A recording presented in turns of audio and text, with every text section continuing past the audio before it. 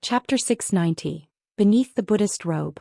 How to deal with Sun Wukong has always been a dilemma in Lin Chia's heart. This great sage seems to have gone through something extraordinary, transforming into his current state where normal communication is impossible, let alone inviting him out for a meal. If he wants to open up, it still relies on his own gradual efforts. Lin Chia sighed. By the way, Brocky. Lin Chia seemed to remember something and turned to look at Brocky, who was crazily devouring his food. Have you been in touch with Eden recently? How's it going? Brocky put down his bowl and smiled. Don't worry, Director. We write to each other every night. I tell her about my life here and she shares her daily life in Asgard with me. We even agreed to invite you to Asgard in the future to enjoy the youth fruits she personally grows. She seems very grateful to you. Lin Chia raised an eyebrow and smiled. Then I can look forward to it. He glanced at Brocky's head, noting that the treatment progress had reached 79%. It seemed he was recovering quite well while Merlin beside him was at 90%. If one ignored the gradually thinning hair, he still looked quite spirited as a god of magic. However, Lin Chia was a bit worried about Merlin's rapid recovery. He feared that before long he would be forced to leave this hospital like Nix. Merlin was his second patient and an elderly man who cared for him. Lin Chia's usual praise for the god of magic was not just empty words. In some ways, Merlin's help to him was not inferior to Nix's. But recovery is a good thing. Lin Chia couldn't just pull at his few strands of hair to make him relapse and force him to stay here, could he? You all eat first, I'm going to check room 4. After inspecting Merlin and Brocky's conditions, Lin Chia walked straight toward the tightly closed room 4, gently knocked twice on the door and then slowly pushed it open. The ancient ape draped in a cassock still sat quietly in the center of the room, like a stone statue motionless. Lin Chia's gaze swept around the room. The food the nurse had brought him remained untouched, but when his spiritual energy brushed over the fruit wine jug beside him, his brow slightly raised. The fruit wine had already been finished. He was secretly drinking? Lin Chia glanced at his head, noting that the treatment progress had jumped to 2%. An increase of 1% since the last time he saw him. Since the last conversation with Sun Wukong, after receiving the cloud somersault from him, Lin Chia had been busy outside, hardly having time to check on his recovery. It seemed that during this time he had also come to some realizations. It's a good start. This time Lin Chia brought 2 jugs of fruit wine. He sat down opposite Sun Wukong and placed 1 jug in front of him. Monkey brother, I'm here this time to thank you. Lin Chia smiled and said, thanks to your cloud somersault, I was able to fly to that person's side. Upon hearing this, the ancient ape sitting across from him trembled slightly, slowly opening his eyes to gaze at Lin Chia. His cracked lips parted slightly as he spoke in a low voice. Did you save the person? Lin Chia paused. No, but I left a glimmer of hope. The ancient ape fell silent for a moment. That's good enough. Yes, at least I tried my best. Lin Chia smiled as he raised the fruit wine in his hand and gently clinked it with the jug in front of the ancient ape. Monkey brother, let's drink. The ancient ape looked at the jug in front of him, hesitated for a moment, then reached out to pick it up and drank it all in one go. A glimmer of joy flashed in Lin Chia's eyes. Monkey brother, didn't you say that people from the Buddhist sect can't drink? He asked seemingly casually. Buddhism? The ancient ape scoffed. What does that have to do with me? Aren't you the victorious fighting Buddha?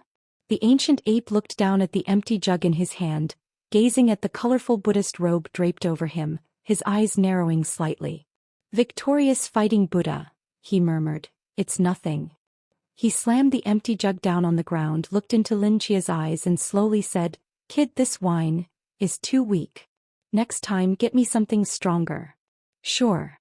Lin Chia readily agreed. But the strong liquor here is all stored in large barrels. He extended his hand and pointed to the door of the room. This door is too narrow, it won't fit. The ancient ape frowned slightly, looking at the cramped door for a moment before speaking again.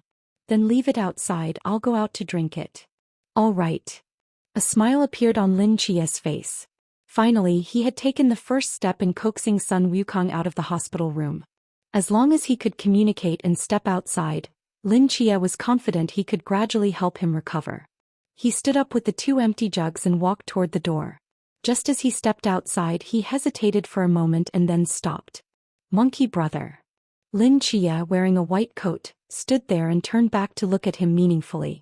If you want to tear apart this layer of Buddhist robes and drink, it's not enough. After saying this, he stepped out and closed the door behind him, plunging the room back into darkness. In the darkness, a slight ripple stirred in the ancient ape's deep, lifeless eyes. Lin Chia walked out of the hospital room and let out a long breath. After this and the last encounter, Lin Chia had roughly guessed Sun Wukong's situation. From his words, it was clear that he did not identify with his identity as the victorious fighting Buddha. Moreover, he seemed to share a deep sense of guilt within himself, likely stemming from the death of an important person within his reach, which had led him to his current despondent state. But who exactly was this person? Lin Chia could see that beneath that layer of radiant Buddhist robes lay a heart filled with unwillingness and anger. And the reason the treatment progress had improved last time was precisely because he had torn a corner of the cassock.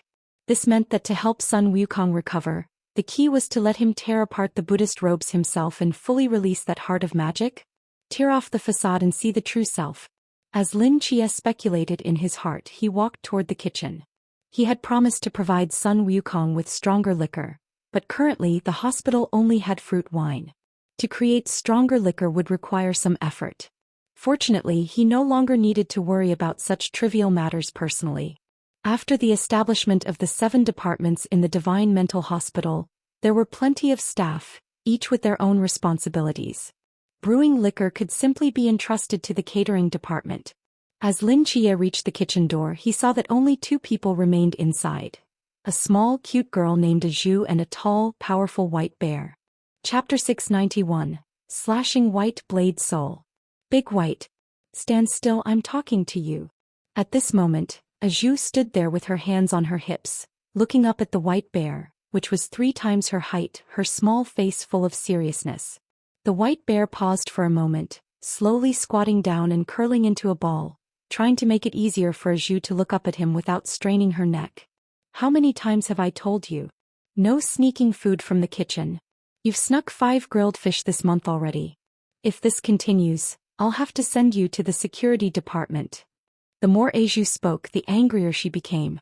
She jumped up and slapped the white bear's knee with her hand. No sneaking food, do you understand?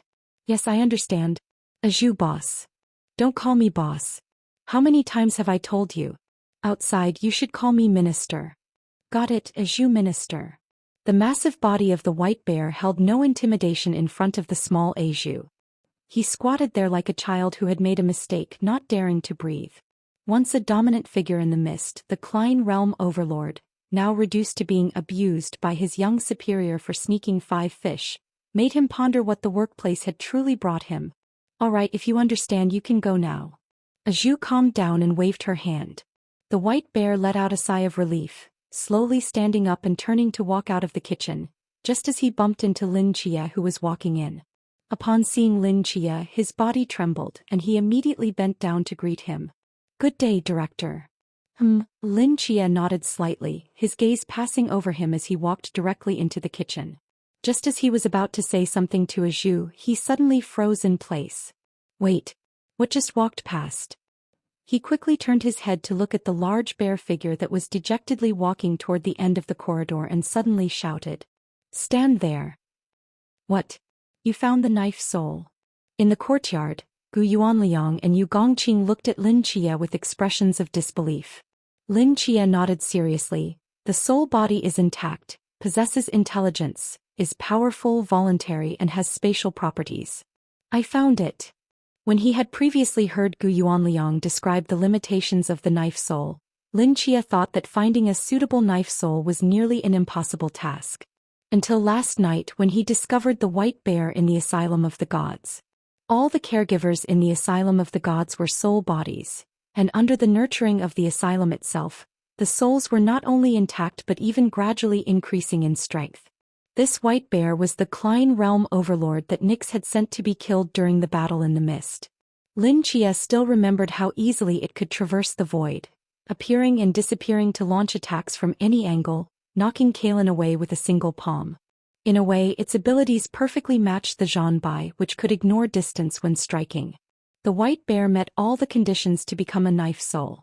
Gu Yuanliang looked at him with a strange expression. You left last night? No.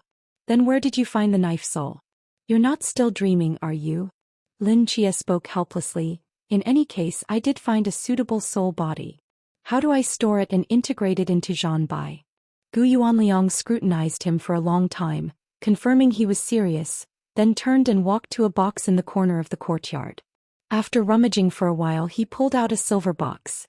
If you really found a suitable soul body, just put it in this box and I'll take care of the rest.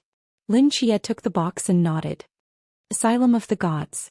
Big white, right? Lin Chia carefully looked at the tall white bear in front of him, glancing at the nameplate on its chest that read 008, and slowly spoke. This is the name given to me by Aju the boss. Aju the minister, the white bear timidly replied. Director, I only snuck 5 grilled fish, really not a single one more.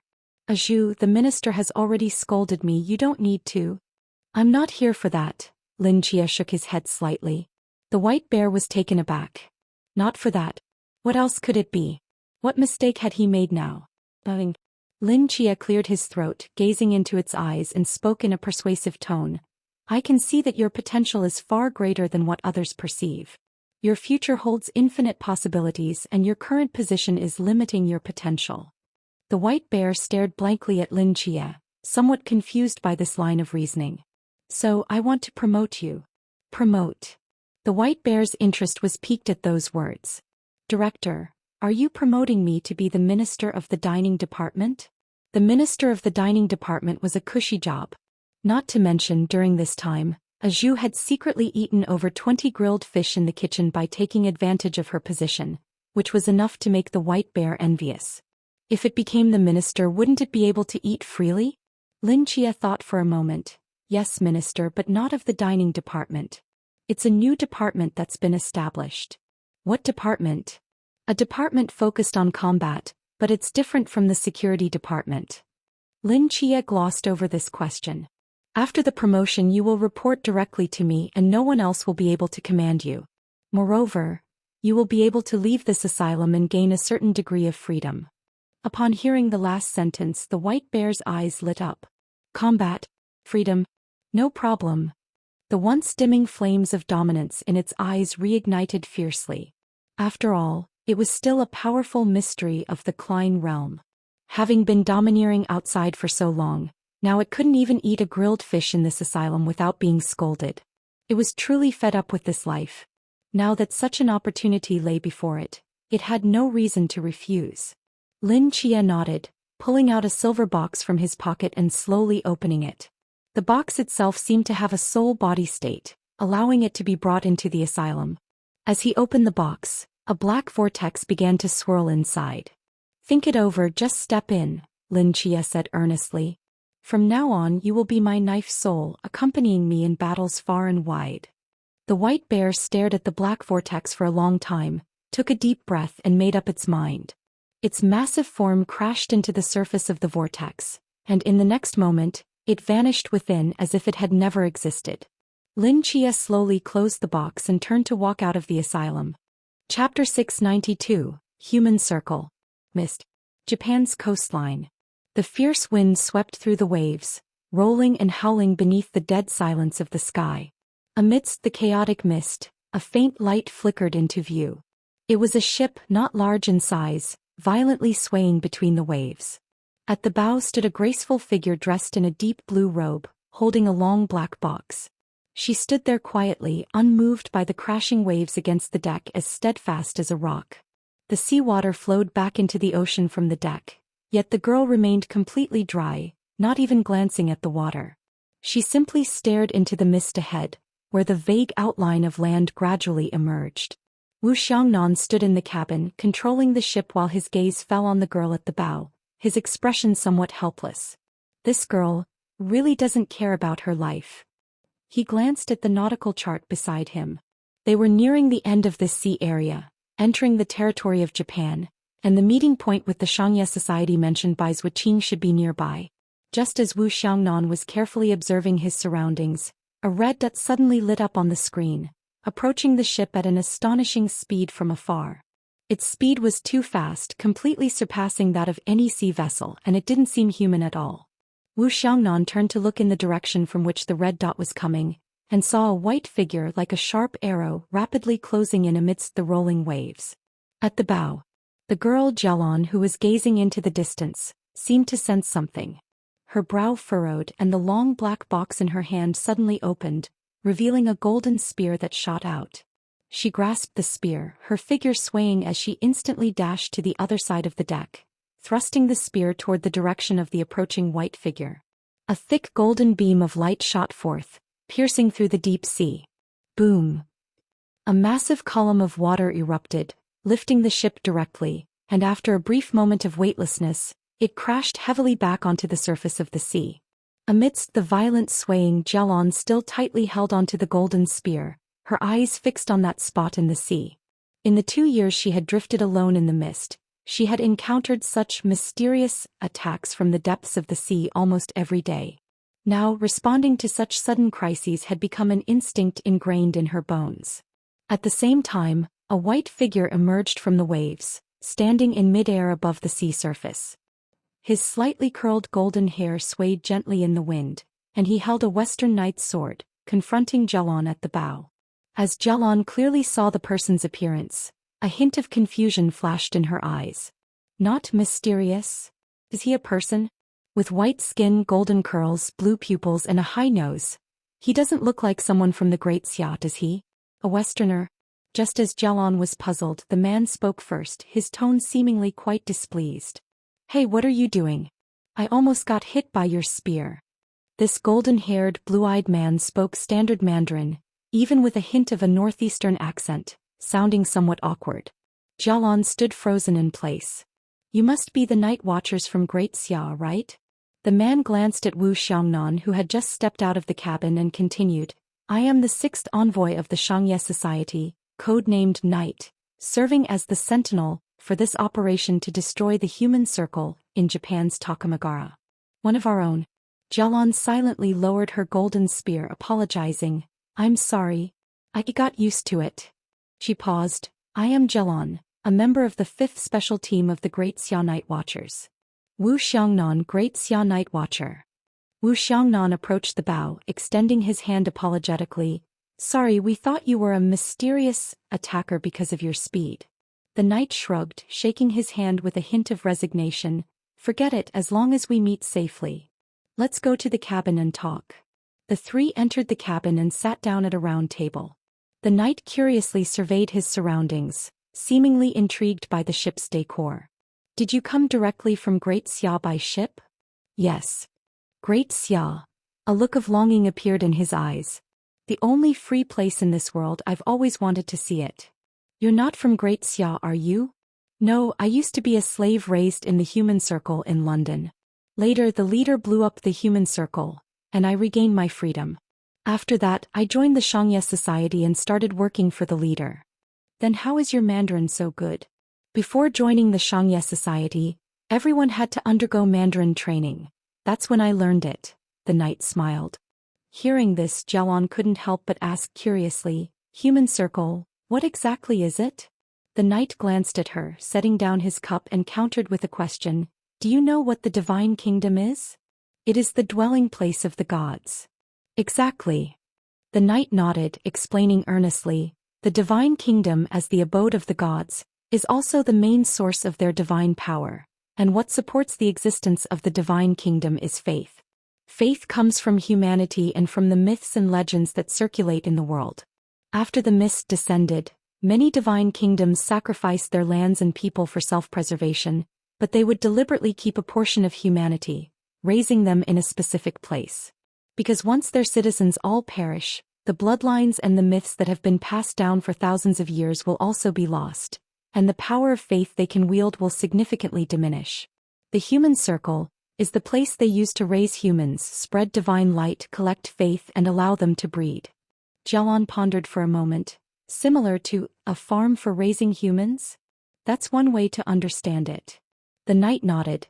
Different divine kingdoms use different containers to accommodate the human circle.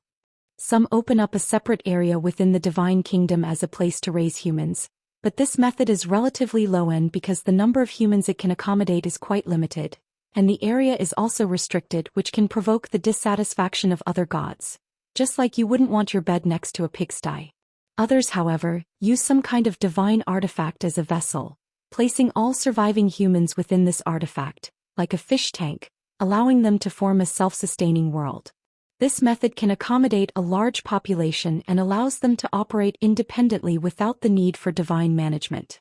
The saddest aspect of this second type of human circle is that the humans living in this container may not even realize they have become livestock. While they are alive, they might not notice anything. But once they die, what awaits them will be eternal torment. Chapter 693. The Evil of the Human Circle. Tokyo. Pure Land. And Qingyu sat in the center of the control room, surrounded by flickering screens, his gaze fixed on all of them, motionless like a statue. Qingyu, you've been browsing for 5 hours straight. It's time to take a break. Suddenly, Jiang Er silently approached him, gently waving his hand to plunge all the screens into darkness. And Qingyu slowly closed his eyes, rubbed his temples with both hands and sighed deeply, his expression complex. Indeed, I've come to know something extraordinary. What did you discover? And Qingyu remained silent. He quietly stood up and walked to the massive floor-to-ceiling window, overlooking the dazzling neon city below. Jiang Er, tell me, how much electricity does such a large country consume each year? He countered. Jiang Er paused, hesitating for a moment before replying. It should be around 50 trillion watt-hours? It should be much more than that. And Qingyu shook his head. So, how is electricity generated? Nuclear power, natural gas, oil, wind power, hydroelectric power? There should be all of these, right? Correct, but haven't you noticed a problem? And Qingyu said calmly. This country has extremely scarce mineral resources. Where does the gas and oil used for power generation come from? Jiang Er stood frozen in place. Or let me rephrase the question. And Qingyu paused. Without fossil fuels, how do the power plants here generate electricity? Relying solely on nuclear, wind, and hydroelectric power cannot possibly support such a massive demand. What's going on? The answer is that the power plants here are merely for show. They cannot generate electricity at all. And Qingyu glanced at the ground beneath him. The electricity they output all comes from here. The source of all electricity in this country is the Pure Land. Here. Jiang Er frowned slightly. But there are no power generation facilities here either. Where does the electricity come from? And Qingyu extended his hand, pointing to the figures scurrying like ants on the streets below, dense and numerous beneath the clouds. People, or rather the dead. Is death just eternal torment?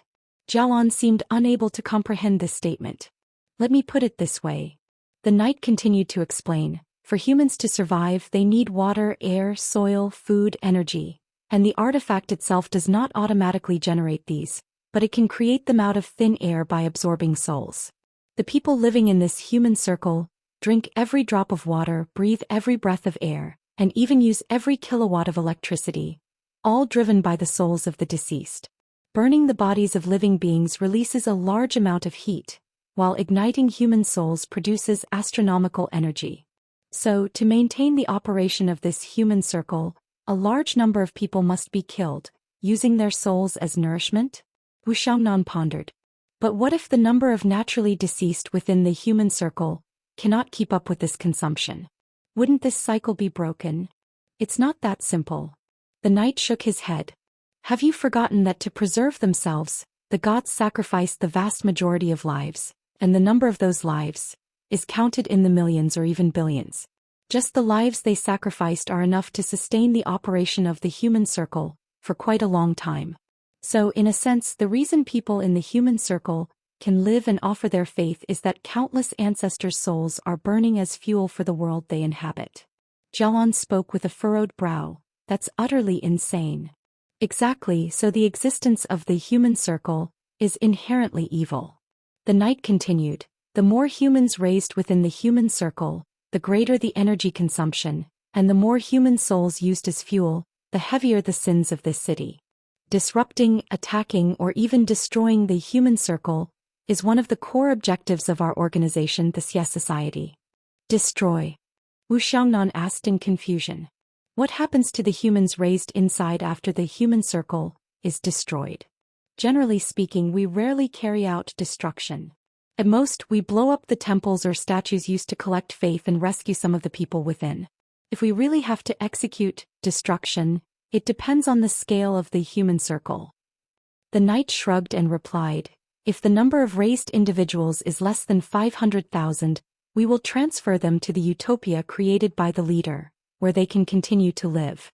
If it exceeds this number, we have no other choice but to transfer 500,000 women and children, as well as young adults with special skills, and the rest can only be left to perish with the human circle. So that means everyone inside will die? Wu Xiangnan frowned. Isn't that mass murder? Mass murder? The knight raised an eyebrow. You can interpret it that way, but I hope you understand that this is a fog, and our society has never been a benevolent organization. We are evil. We cannot, nor are we obligated to save everyone. Being able to transfer 500,000 people as kindling into the utopia is already the greatest respect we can show to these countries and their cultural heritage. Moreover, destroying the human circle means saving countless souls that are burning in agony. Perhaps for those living within it, it is destruction, but for those tragic souls, it is salvation. As the knight's voice fell, the entire cabin fell into a dead silence. The howling wind mixed with the buzzing of waves crashing against the ship echoed in the dim cabin. After a long while, Wu Xiangnan slowly spoke. I understand. In any case, I will follow the mission and cooperate with your actions. Long live understanding. The knight smiled slightly. So what should we do next? Every time our society targets a human circle, we first conduct a series of infiltration preparations. The knight spoke slowly. Among these, the two most important types of people are called paratroopers and sentinels.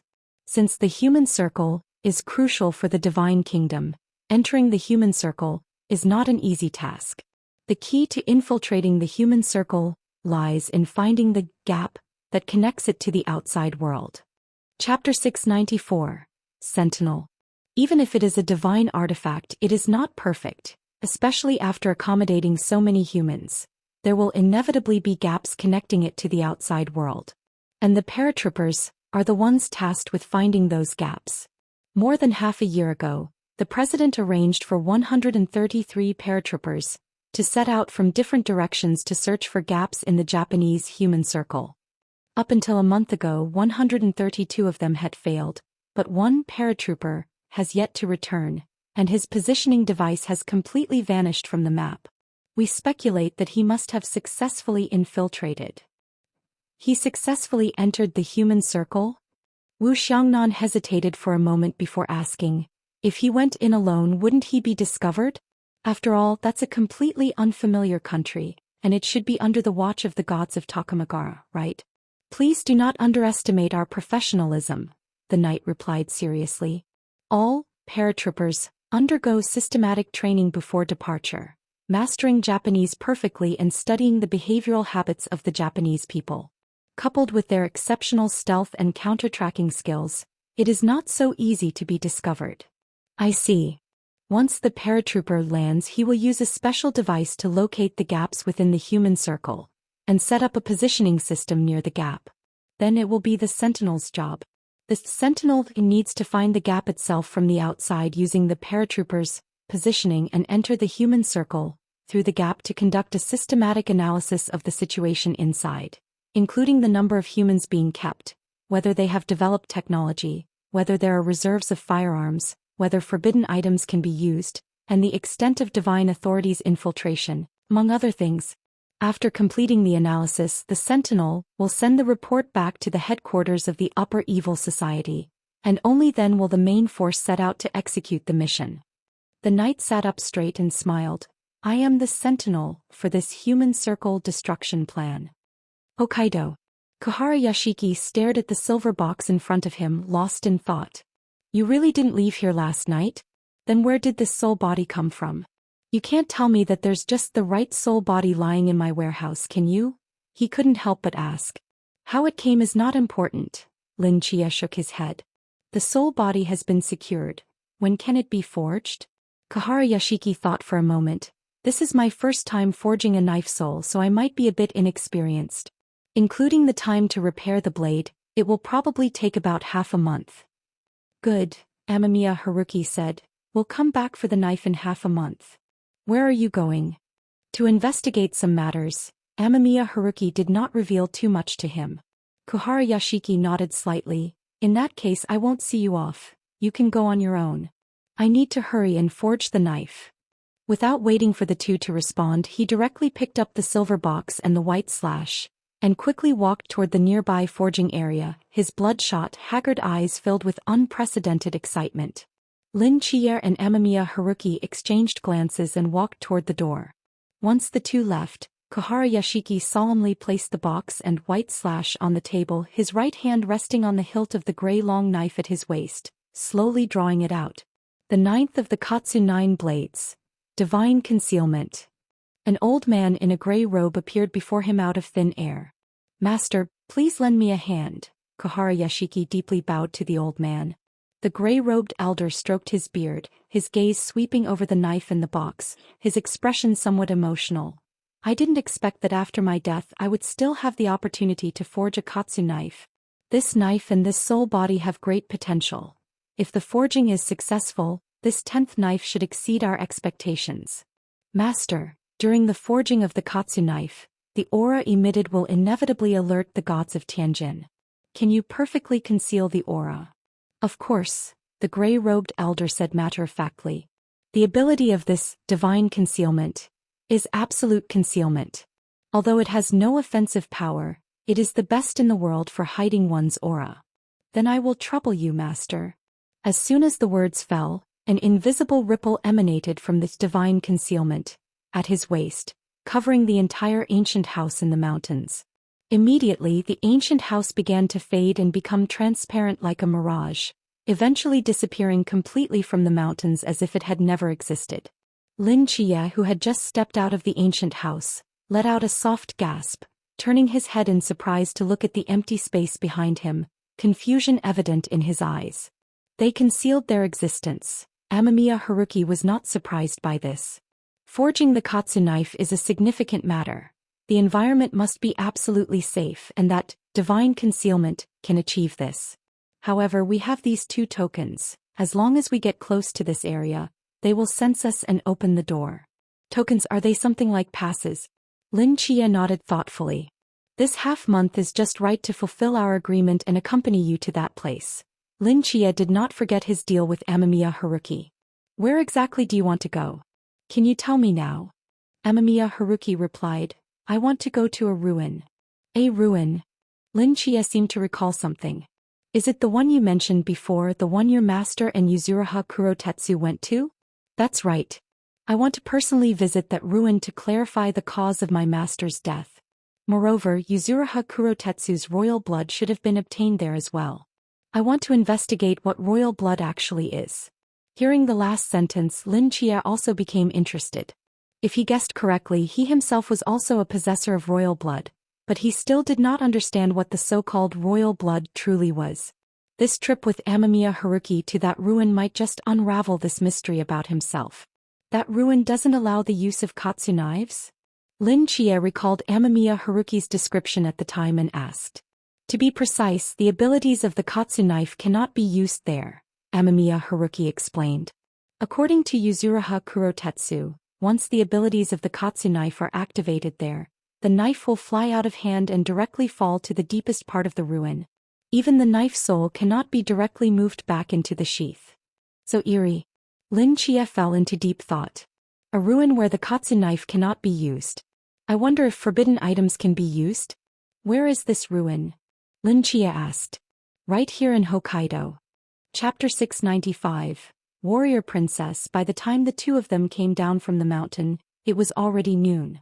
When do we set off? Lin Chia asked. The day after tomorrow. Amagumi Hirai seemed to have planned this in advance. We need a day to prepare the necessary items for entering the ruins, such as diving suits and oxygen tanks. Due to the Maritime Prohibition Order, these items are strictly forbidden, and acquiring them through special channels will take quite a bit of time. Lin Chia nodded. He was aware of the existence of the Maritime Prohibition Order. Yuzuriha had mentioned it to him before, but he still felt a bit puzzled. Why was the maritime prohibition order issued? What's on the other side of the sea? Have you been there? No, the ships are too conspicuous. Once they set sail, they will be detected and destroyed, and diving equipment can't last for too long. Getting to the other side of the sea isn't that easy.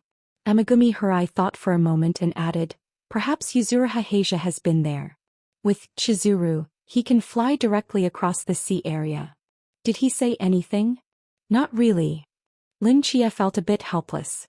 He made up his mind that when he saw Yuzuriha again, he would borrow Chizuru from her to fly over to the other side of the sea and see what was there. He always felt that there were certain secrets of this country hidden behind this matter. So where are we going now? To pick someone up. Is someone else going with us to the ruins? Lin Chia was a bit surprised. No, he won't enter the ruins. Without the Wokitsuna blade, his combat power is almost zero, Amagumi Hirai said. But he will help us with some predictions during the time before we enter the ruins. An unreliable prophet? Exactly. His name is Hashimi Shoyuta. I called him yesterday and he should be arriving in Hokkaido soon. As they spoke, they walked to the bus station. Amagumi Hirai glanced at the time displayed on the platform and squinted as she looked around. Strange, calculating the time he should have arrived by now. Where is he? Amagumi Hirai said, puzzled. Lin Chia scanned the surroundings. What are his characteristics? Him. Amagumi Hirai paused.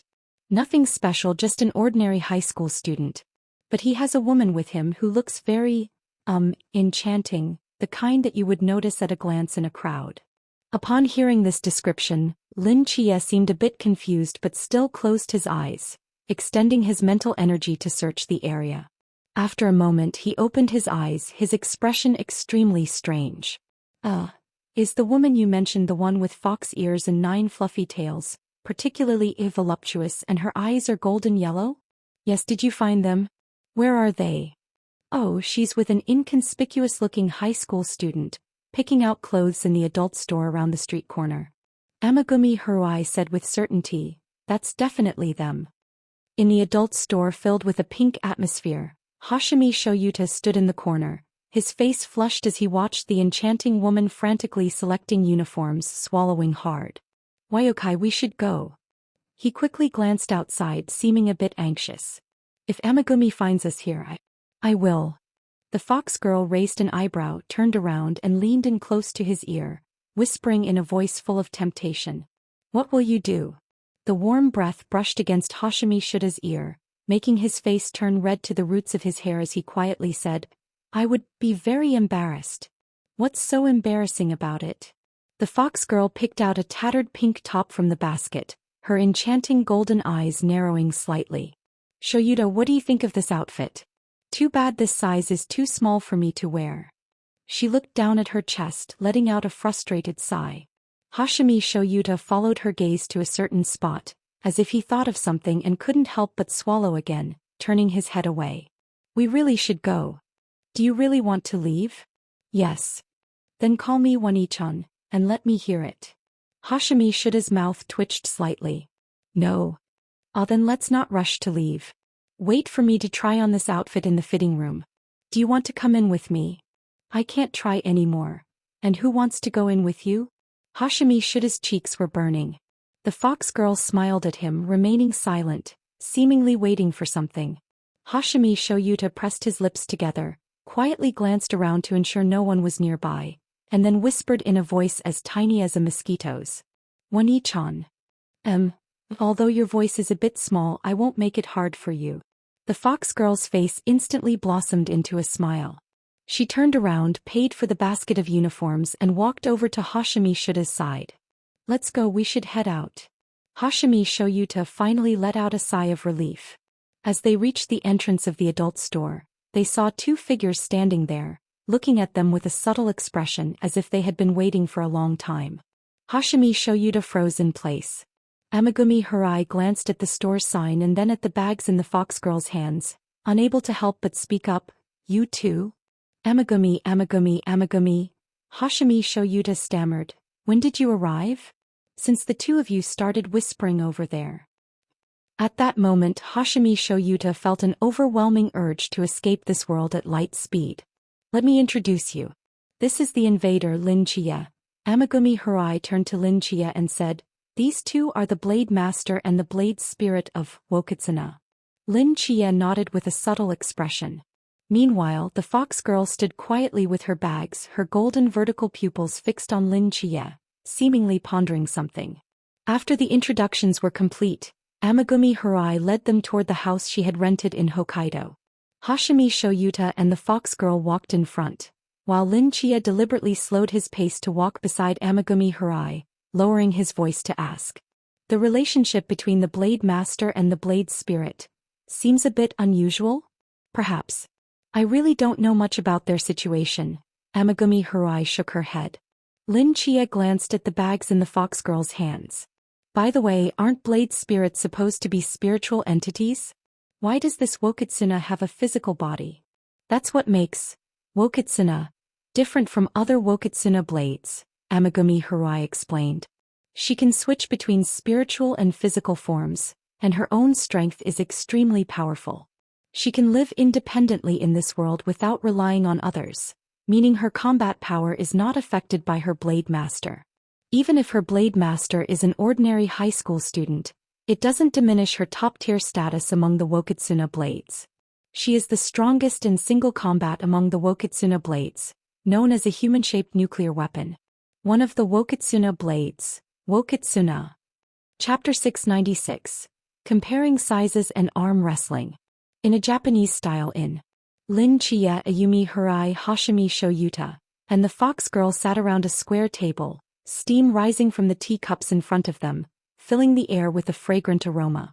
"You'll be entering the ruins the day after tomorrow, so counting today, we have a total of 3 chances for prophecy." Hashimi Shoyuta nodded thoughtfully after hearing Ayumi Harai's plan. "To be precise, it's 6 chances," Ayumi added. Hashimi Shoyuta was taken aback. "Where does the 6 come from? Besides you, Chia can also draw the warrior princess. You two each have 3 chances for prophecy, which adds up to 6. Ah." Hashimi Shoyuta looked at Lin Chia in surprise. "You're not the master of the Katsu sword, so why? Do you have royal blood? Are you the son of Yuzuri Kurotetsu?" "I have royal blood, but I have no relation to Yuzuri Kurotetsu," Lin Chia said, his lips twitching slightly. "No wonder Ayumi insisted that I personally bring the warrior princess here. If that's the case, the number of prophecies will indeed double." Hashimi Shoyuta glanced at the fox girl beside him and sighed.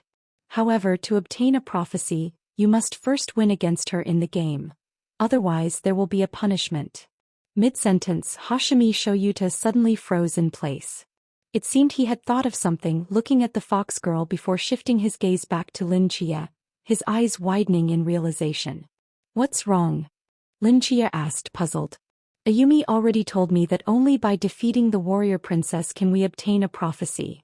Otherwise we must accept any punishment she proposes. Don't worry, I'm mentally prepared for it. I can accept any punishment. This isn't just about being mentally prepared." For some reason Hashimi Shuta's cheeks suddenly flushed and he became agitated. If you lose.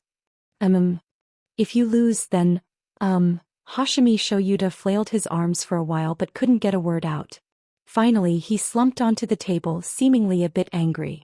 The fox girl watched him with a barely noticeable smile, her golden eyes narrowing as if she were amused. "So, having Chia draw the warrior princess for the prophecy. Shoyuta, do you have any objections?" Ayumi Harai also seemed a bit confused. I, Hashimi Shoyuta stammered for a long time, glancing at the fox girl who wore an expression of anticipation. His body trembled slightly. I have none." He abruptly turned his head away, avoiding the fox girl's gaze, and fell silent. Lin Chia and Ayumi Harai exchanged glances. "Then Shoyuta, you start today's game first, and after you finish it will be Chia's turn," Ayumi Harai said. Hashimi Shoyuta remained silent for a moment, then got up from the floor, took a deep breath, and a look of determination appeared in his eyes. "Let's go." The fox girl sat on the cushion, smiling as she looked at Hashimi Shoyuta, slowly speaking. "Then my sword master Hashimi Shoyuta, are you ready to start today's game?" "Ready." Today's game is a size comparison. The fox girl, as if performing a magic trick, pulled out 6 dice from her robe, placing 3 in front of each person. She then drank the 2 cups of tea on the table and inverted them over the dice. After we reveal them, whoever has the highest total wins. Okay. Hashimi Shoyuta grasped the inverted teacup and shook it vigorously, his gaze fixed on the teacup in the fox girl's hand, his face filled with determination. The dice clattered inside the cup, making a rustling sound, and the two shook their cups faster and faster until they finally stopped simultaneously, plunging the room into silence. Let's reveal. Hashimi Shoyuta declared confidently. Meanwhile, Lin Chia closed his eyes helplessly and let out a long sigh. The fox girl opened her cup, revealing a total of 15 points from her 3 dice, while Hashimi Shuta's cup showed only 9 points. Oh dear, Shoyuta lost, the fox girl said with a smile. Hashimi Shuta's face immediately fell. He sat there dejectedly, staring at the dice in front of him, feeling an indescribable sense of loss. Well then, Shoyuta, your punishment will be settled later, the fox girl said with a smile. Hashimi Shoyuta gritted his teeth, stood up, and handed his crimson long sword to Lin Chia, speaking in a serious and earnest tone. You must win. You absolutely must win. Please. Seeing Hashimi Shoyuta so serious, Lin Chia was taken aback for a moment before nodding. I will win. Lin Chia grasped the hilt of the warrior princess and drew it again, producing a soft ringing sound. The fox girl turned her head, her golden eyes fixed on Lin Chia, and slowly spoke. Then Lin Chia, are you ready to start today's game? Upon hearing this, Lin Chia's pupils constricted slightly. How does she know my name? When Ayumi Hirai introduced him, she only referred to him as Asanagi Chia. The name Lin Chia should be unknown to the warrior princess. Could it be related to her prophetic abilities? Lin Chia temporarily set aside that thought and replied seriously, Ready? Are we still comparing sizes? No, if we compare sizes you might cheat, the fox girl shook her head. This time we will arm wrestle. Lin Chia's eyes narrowed slightly. As expected, the warrior princess could see through him to some extent. She must have realized he could use his mental power to see through the dice, so she changed the game to a pure test of strength. Are there any rules? No, any means are allowed. The first person whose wrist touches the surface loses. All right. Lin Chia hesitated for a moment before nodding in agreement. The two sat facing each other at the low table, placing their hands on the table, palms clasped together. Their eyes locked onto each other and an inexplicable tension filled the air. Ayumi Hirai silently stood up from beside Lin Chia and retreated to the door, keeping a distance of several meters. Hashimi Shoyuta also took a few steps back, nervously swallowing. 3, 2, 1. As the fox girl finished speaking, Lin Chia's pupils contracted, and he unleashed all his strength. Boom. With a loud crash, the low table supporting their arms shattered into pieces. The two remained seated on their cushions, their hands still clasped in midair, the force between them steadily increasing. Immediately after, the entire room began to tremble violently. Centered around the two, countless cracks spread across the tatami mats, splintered wood flying apart, and an invisible whirlwind erupted from their hands, causing everything in the room to shake. Hashimi Shoyuta gaped in shock. Chapter 697. The Punishment of the Warrior Princess. Isn't it just an arm wrestling match? What's going on? You're about to tear down the house. Lin Chia frowned as he looked at the fox girl in front of him, his eyes filled with seriousness. At this moment, under the enhancement of the starry night dancer state, his own strength had already surpassed that of others in the same realm. However, even with all his might, he still couldn't budge the fox girl's wrist in the slightest. Opposite him, the fox girl narrowed her golden yellow eyes. The affection and smile that had been on her face when facing Hashimi Shoyuta had completely vanished, replaced by a cold and indifferent authority. The demoness that Hashimi Shoyuta spoke of had now retracted her playful facade, exuding an innate pride and dominance. She was a warrior princess. Seeing that pure strength could not overcome the warrior princess, Lin Chia raised his left hand and suddenly gripped the hilt of the knife at his waist. Clay. The long knife was drawn. The fifth of the Katsu 9 knives, black rope. In the void, a massive black knife projection coalesced, tilting downward, the back of the blade roaring like a mountain as it slammed toward the warrior princess seated in front. The outer wall of the house was instantly torn apart, and a howling wind rushed into the room, sending debris rolling. The thin crimson feather coat on the warrior princess fluttered in the wind. She had already seen the black rope projection flying toward her from the side, yet she showed no surprise. Her left hand slowly lifted, and she pressed it against the back of the blade with her bare hand. Boom! The black rope projection was forcibly halted the moment it touched her palm. That delicate jade hand easily blocked the blade projection that was several times larger than herself. Then she retracted her hand into a fist and struck down on the blade projection in an instant. A dull thud echoed as invisible ripples of air exploded from between her fist, knocking Hashimi Shoyuta, who was hiding in the distance, off his feet. At the same time, the black rope projection shattered into pieces. The warrior princess's golden vertical pupils fixed on Lin Chia, her eyes narrowing with a smile as she spoke. "Do you have any other tricks? If not, I might just win." Lin Chia's brows furrowed tightly. The warrior princess's strength far exceeded his expectations. He had thought that with the black rope he could turn the disadvantage around, but he never expected that she could shatter the black rope projection with one hand.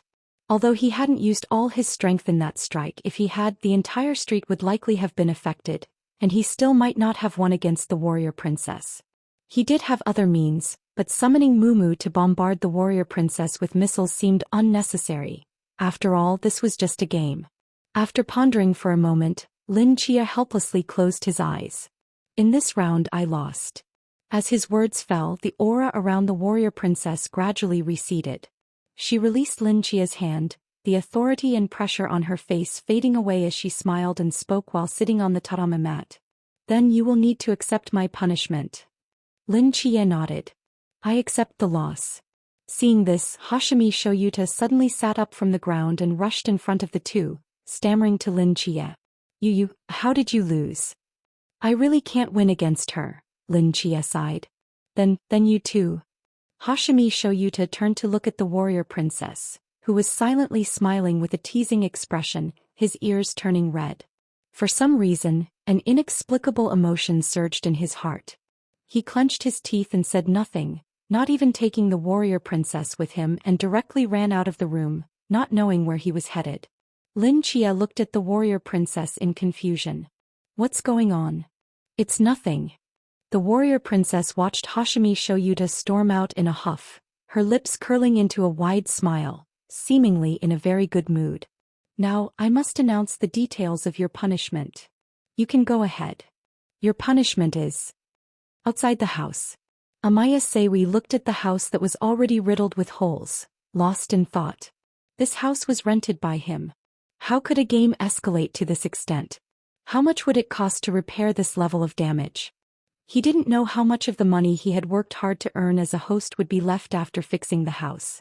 Amaya Seiwi suddenly realized that ever since he met Lin Chia, the money in his wallet always seemed to disappear inexplicably. Just then Hashimi Shoyuta suddenly burst out of the house, running away without looking back, startling Amaya Seiwi. "Shoyuta." Amaya Seiwi opened his mouth to call him back, but the other party completely ignored him. In a short while Hashimi Shoyuta had vanished from his sight.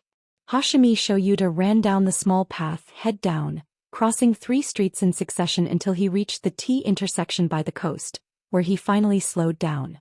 On the other side of the empty road was a beach, and beyond that was the vast blue sea with white waves crashing onto the shore making a soft sound. After pausing for a moment, he took a step forward and slowly walked onto the beach, sitting down by the sea. He stared blankly at the ocean in front of him. He didn't know what was wrong with him, nor did he understand why he had acted in such a way. Losing a game meant accepting punishment. There was nothing wrong with that. But once he thought of the punishment involving the warrior princess and Lin Chia, an indescribable pain welled up in his heart. Anger, resentment, sadness. This complex and chaotic emotion was something he had never experienced before. Clearly, he hated that demoness who would tease him at every turn, who was always so disheveled and would hit him on the forehead with a pipe to make him call her sister. Boy. Once he was no longer her only one, why did his heart hurt so much? Hashimi Shoyuta hugged his knees, sitting by the sea watching the tides rise and fall. He didn't know what Lin Chia and the warrior princess were doing, nor did he want to know. He just wanted to escape this world as far away from that demoness as possible. At that moment, a figure slowly approached from behind him. Hashimi Shoyuta looked up and saw Lin Chia momentarily stunned. "You, so fast." Lin Chia looked at him in confusion. "What are you talking about?" "I'm here to fulfill my punishment." "Punishment?" "My punishment is to tie you up, strip you and throw you onto the warrior princess's bed." Lin Chia's expression was somewhat subtle as he grabbed the dazed Hashimi Shoyuta, helplessly saying, "I know this is a bit abrupt, but this is my punishment task. You should cooperate a bit." With that he hoisted Hashimi Shoyuta onto his shoulder and dashed back toward the house. 1 minute later, Hashimi Shoyuta was thrown into a bedroom, and Lin Chia locked the door behind him, swaying as he walked out. The stripped Hashimi Shoyuta stood confused inside the door, slowly turning his head to see the warrior princess, who had somehow put on the uniform bought that morning at the adult store, looking enticing. She smiled as she walked up to him, gently lifting his chin with her fingertip, leaning in close to his ear and softly saying, "Did Shoyuta get jealous today?" "Jealous? Jealous of what?" Hashimi Shoyuta smelled the fragrance on the warrior princess, his cheeks turning red as he abruptly turned his head away, his heart racing. "I didn't." "How dishonest." The warrior princess smiled slightly, wrapping her arms around Hashimi Shoyuta. "Remember, Shoyuta, your sister will always be just your sister." Chapter 698. The Mysterious Mark. Meanwhile, Amamiya Harai and Lin Chia were walking down the street. "Why did you come along?" Amamiya Harai looked at Lin Chia in confusion. "I just went out to find a way to buy diving gear." "It doesn't seem like two people are needed for that, right?" Lin Chia raised an eyebrow. "I can't stay in that house anymore. What I shouldn't see I won't see, what I shouldn't hear I won't hear." Although Amamiya Harai didn't understand what Lin Chia was saying, she didn't ask further. She simply nodded and continued walking ahead. "By the way, why is the relationship between the war princess and the sword master so good?" Lin Chia asked, puzzled. "What about your rain collapse, sword spirit? Why doesn't it come out to interact with you more often?" "Interact?" Amamiya Harai paused for a moment. "The personalities of sword spirits can vary. Rain collapse is more introverted, and as I mentioned before, the war princess is quite different from other Kijin swords." "In what other ways is it different?" "The war princess chooses her sword master from the very beginning. Once she recognizes someone as her master, she will accompany them until their death, after which she will disappear and fall silent in the world. It takes 10 years before she re-emerges to choose a new sword master." "Silent for 10 years? Where does she go during that time?" "I don't know, but some say she is waiting," Amamiya Harai said. "It is rumored that before becoming a sword spirit, the war princess had a husband who died of illness during a chaotic time. After she became a sword spirit, she could glimpse a part of fate, and every sword master she chooses is actually a reincarnation of her husband. The reason she stays by her sword master's side until their death is to use the war princess's scabbard to contain the master's soul, nurturing it with her own power for several years before sending it to reincarnation. After that, she watches over their rebirth in the world and quietly accompanies them until they come of age, at which point she will choose them as her master." "Sounds like a nice story." "I think so too." As they talked, the two arrived at a secluded alley, where Amamiya Harai finally stopped in front of a shabby appliance repair shop. A worn-out sign hung above it, reading Hokkaido Nozaki Appliance Repair. "It looks like it's been around for a while," Lin Chia said. "This is a century-old family business, so of course it's been around," Amamiya Harai replied. "However, the main business here is no longer appliance repair." With that he stepped inside. Not only was the storefront messy, but the interior of the shop was also in disarray. As soon as they walked in, a faint musty smell hit Lin Chia, causing him to frown. In the corner of the shop, an elderly man with white hair slightly raised his head, glanced at Amamiya Harai, and then let his eyelids droop again, seemingly uninterested in serving customers. "I'm here to pick up some contraband," Amamiya Harai said calmly as he approached the counter. Upon hearing this, the old man's eyes narrowed, and he scrutinized the two young people in front of him again. Contraband? That's a bit tight, he said slowly. I have money. The old man raised an eyebrow and after a moment he slowly stood up from his seat, lifted the curtain and walked toward the backyard. Come on. Amamiya Harai nodded at Lin Chia, and the two followed the old man into the backyard, where they turned several corners and arrived at a locked warehouse door. After unlocking and entering the warehouse, they found the interior covered in dust, with several diving suits hanging on the walls and stacked oxygen tanks nearby. 700,000 yen for a set, no bargaining, the old man said slowly. Diving equipment is absolutely contraband in this country. It is impossible for factories to manufacture it. Everything currently on the market has been scavenged from various facilities over 100 years ago. Buying one set means one less set available, so bargaining is simply not an option. Fortunately, not many people need this equipment, so the prices aren't too outrageous. Amamiya Harai understood this and had no intention of bargaining. He paid and took the two sets of equipment, placing them into two boxes as they headed outside. As soon as they lifted the curtain to exit, they saw a man in black clothing and a black cap standing in the shop, seemingly browsing the appliances. When he noticed Lin Chia and Amamiya Harai coming out from the backyard, a flicker of confusion crossed his eyes, but he quickly pretended not to notice and continued his selection. This subtle change in expression was not obvious under the cap, but Lin Chia's mental acuity clearly captured the moment. Lin Chia merely glanced at him and moved past, seemingly unaware of his presence. Let's go, Amamiya Harai said. The two exited the shop with their boxes.